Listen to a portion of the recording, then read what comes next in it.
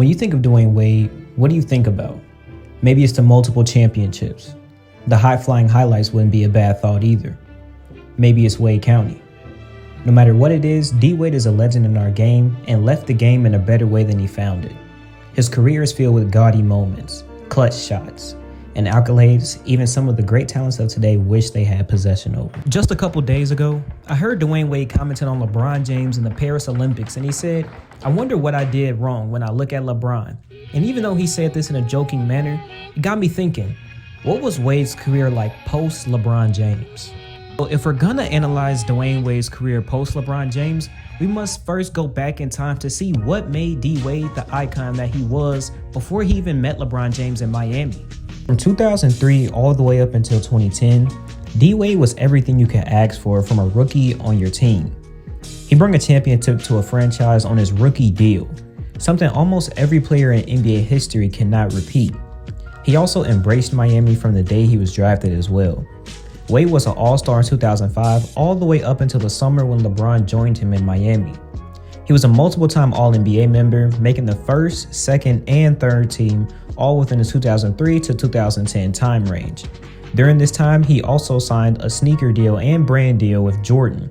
He had one of the best finals in NBA history on a rookie deal. He made a name for himself as one of the best athletic guards in league history with a knack for the spotlight. Wade also was making an argument for the most accomplished player in one of the best drafts of all time, which was the 2003 draft, which featured guys like Chris Bosh and eventually what would go on to be a none other than top 3 player like LeBron James.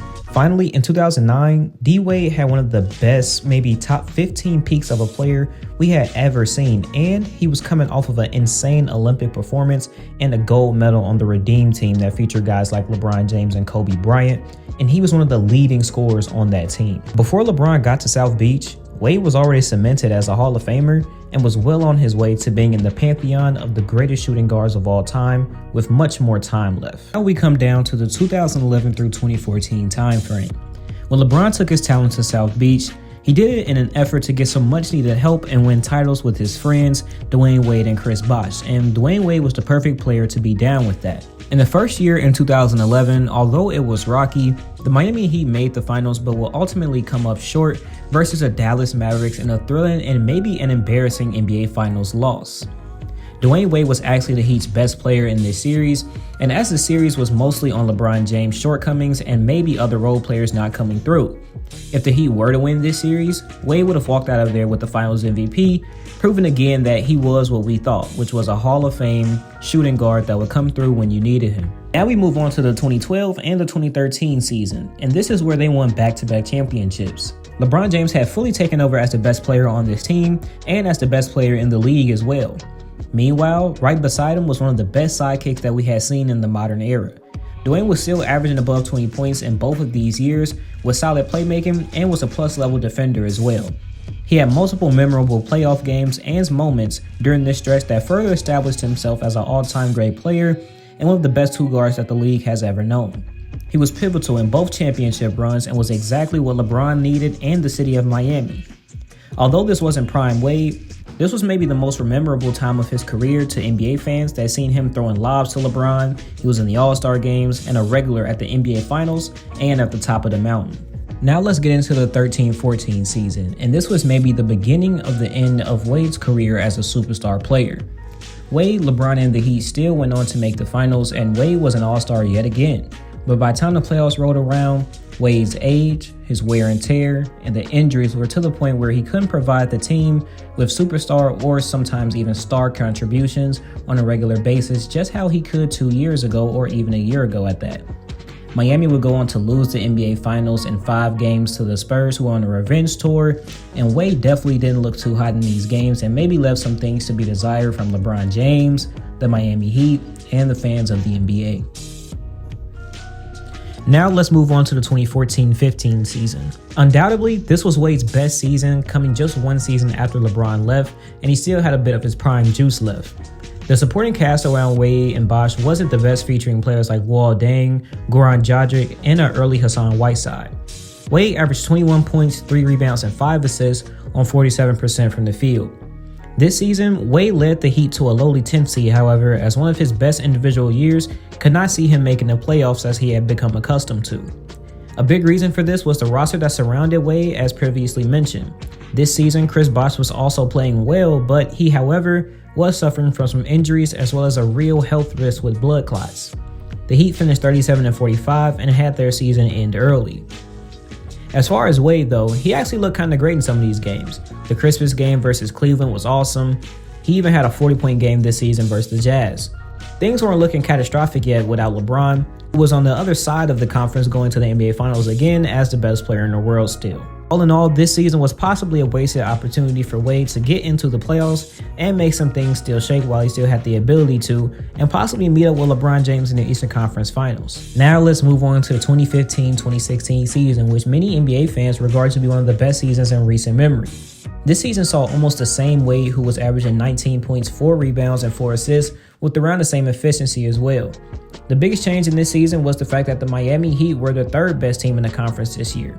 However, Chris Bosh had to retire for his health and blood clots, so that left a gaping hole in this roster as their second best player was now gone. No matter the fact, the roster was still performing better, with guys like Goran Dragic and Hassan Whiteside coming into their own and stepping up. This year, we will see Wade have one of his last, if not his last playoff series as a real star caliber player versus the Charlotte Hornets. He was pretty damn good all series, but his purple shirt man game was the one that had everyone talking and reminiscing on what Wade used to be. It was the vintage silly fan talking trash to someone you may want to leave alone, and the star ends up killing your team in response. It was a crazy game and maybe his most memorable playoff game post-LeBron James. The Heat disposed of the Hornets in a tough 7 games and even went 7 with the Raptors in the next round, with a chance to meet LeBron James back in the Eastern Conference Finals, where the two had become much acquainted. Unfortunately, Toronto won the battle of who LeBron would slay next in the next round, and Wade and the Heat were sent home packing. The season was very entertaining for Wade and his fans, and the Miami Heat as well, with some very great games and moments from Miami's finest. Keeping the pace going, we're moving on to the 16-17 season, and in this season, Wade found himself donning a new jersey with the Chicago Bulls, which was his hometown. Somehow, Wade and the Miami Heat could not reach an agreement, as Pat Riley was not willing to pay his desired amount. Wade was understandably upset with this, as he had taken pay cuts during his tenure with the storied franchise and was expecting a more lucrative deal in the twilight years of his career. Nevertheless, he found himself in the Windy City and was accompanied by Jimmy Butler and Rajon Rondo, on top of the new-look team without Derrick Rose. The team would finish a mediocre 41-41 and was the 8th seed, eyeing down a matchup with the Boston Celtics. Although the Bulls were mid in the regular season, they were much better in the playoffs, taking a 2-0 lead on the 1-seeded Celtics with both games in Boston. While this was cute for the time, the Celtics would win 4 straight games after Rondo's injury, which many believe sold the Bulls of a major upset. Wade was at a solid 15 points, 5 rebounds, and 5 assists this series, and definitely contributed to winning, but you could see the end was drawing near, as he could not lead the team to just 1 win over the last 4 games like maybe a Dwayne Wade a year ago could. Now we move on to the 17-18 season. And as far as how weird the 16-17 season was for Wade, I would venture to say that the 17-18 season was even weirder. Wade repaid LeBron the favor by joining him in Cleveland, only he wasn't in his prime form. In fact, by this year, he was just about washed. A player like Wade potentially only has so many years left to be so athletic at his size, and his athletics were all bazapped now, as he was surviving off cuts, some mid-ranges, and some scaled down slashing that only provided about 11 points and a couple of rebounds and assists here and there. It definitely didn't help that he really never developed a reliable 3-point shot as well to maybe boost his scoring a little bit. Wade wasn't trash by any means, he just wasn't D-Wade anymore. With Wade knowing this, he wanted to end his career off right, and who would the Cavs be to get in the way of that? The Cavs traded Wade back to the Miami Heat for just a second rounder, and Wade finished the back half of the season with the Miami Heat, who actually made the playoffs as a 6th seed. Although Wade wasn't starting for the Heat and just looked alright for the Cavs, he actually played his best playoff series in some time, proving once again that he seemingly always was good for contributions in the playoffs. Unfortunately for Wade and his fans, this was the last playoff series of his illustrious career, as it ended in just 5 games to the Philadelphia 76ers, who were much better at the time. The last we seen of playoff Wade wasn't too shabby. Now we come down to the final season, which is the 18-19 season, and this was the last dance, the Farewell Tour Volume 2, if you will. Wade wasn't much of a big factor in anything these days. This year, he even got voted into the All-Star game as pretty much a pity vote, but I wasn't complaining seeing one of the greatest players of all time get on the court with our stars one more time. It was a nice send-off, and we even got one more Wade to LeBron lob as well. Wade had a great send-off game in Brooklyn. In his last game, he finished with a triple-double with the last assist going to Udonis Haslem on a short mid-range jumper, which was very fitting to end his career. LeBron James and Carmelo Anthony even showed up to Wade's last game as he gave them one last show. In the end, Wade's career after LeBron may have felt a little bit empty, but I guess that may have been expected. In the 13-14 season, he was already starting to show signs of slowing down and not being a star player on a consistent basis. Wade was never quite the same guy since that last championship in 2013, which is probably a big factor in why LeBron left in the first place. He had a couple good solid playoff moments and games between his time with the Heat and the Cavs, but failed to reach the conference finals again. He also only made the All-Star game one time in 2016, as I won't really count the second time in 2019 seriously. All in all, Wade was just pretty much a high-level role player who could pop off for some superstar-like games, but could not withstand the consistency enough to be an all-star or win playoff games on his powers alone. And that's completely alright given his injury history and style of play. So what do you think about the end of Wade's career? Did he leave a little bit of meat on the bone, or did he do exactly what he was supposed to and he couldn't just really get over the hump? No matter what you think, I'm appreciative of you guys watching this video if you are still hearing my voice, and I'll be back this week on another video. Peace.